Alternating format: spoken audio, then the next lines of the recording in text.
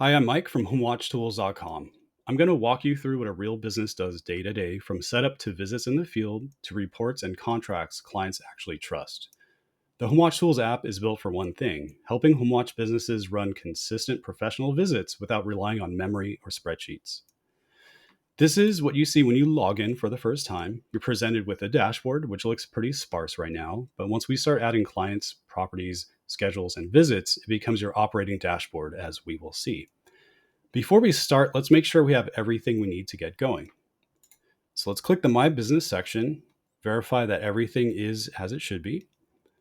If not, click Edit Business. We can edit our business name and a few other fields here, including our phone number and our website. Some of these fields are there during the onboarding process, so please double check and make sure everything's correct.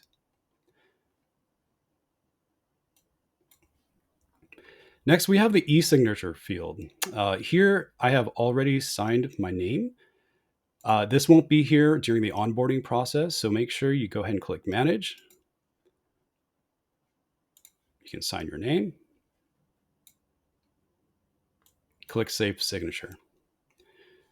So the reason that this is here is actually because in the contract section, when creating a new contract for a client, which is totally optional, your e-signature will be here so that you don't have to keep signing it every single time. Now that we're done with that, let's go ahead and add our first client. Click the Clients section from the nav bar and click Create Client.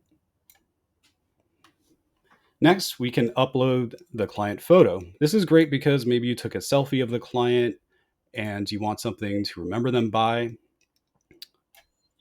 You can go ahead and do that here, totally optional.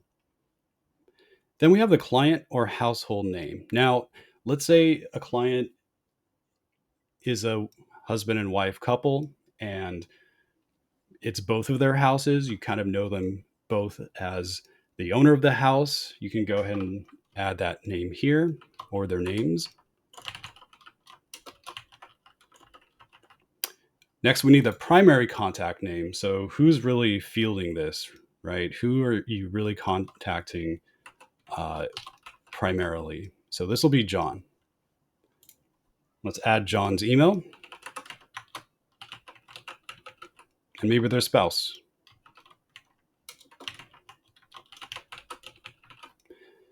Let's put in their phone number.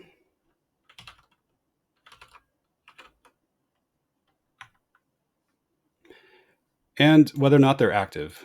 Let's keep it to active for now. Notes are great because maybe you met them at the country club or you don't really remember explicitly where you remember them from. Here's a best place to put that there.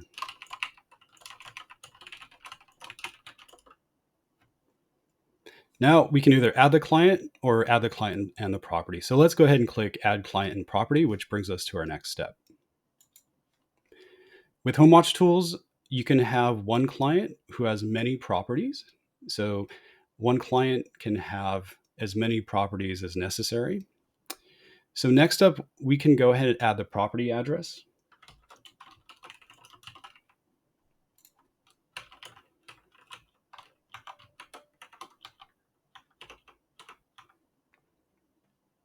As well as some property details. Now, the area section is really interesting because it's a great way to organize all of your properties into certain areas. So typically it might be per zip code, but let's say there is a community that you service very often, right? So a named country club will be a country club A or a country club B, or the golf course with your other clients. So if you're doing this for the first time, I suggest organizing it for ease of use. So let's name the first area Shady Oaks Country Club. And this will be the other identifier to understand just where that place is at. So let's just put this as North Sector. And you can choose a color to remind you of what that section reminds you of. And I'll show you just how that looks as we go on. So you can add a description if you want. Country club with several potential clients. Now, because every time you perform your visits, assuming you have 10, 20 clients, you tend to want to group them so that you can visit them all on the same day.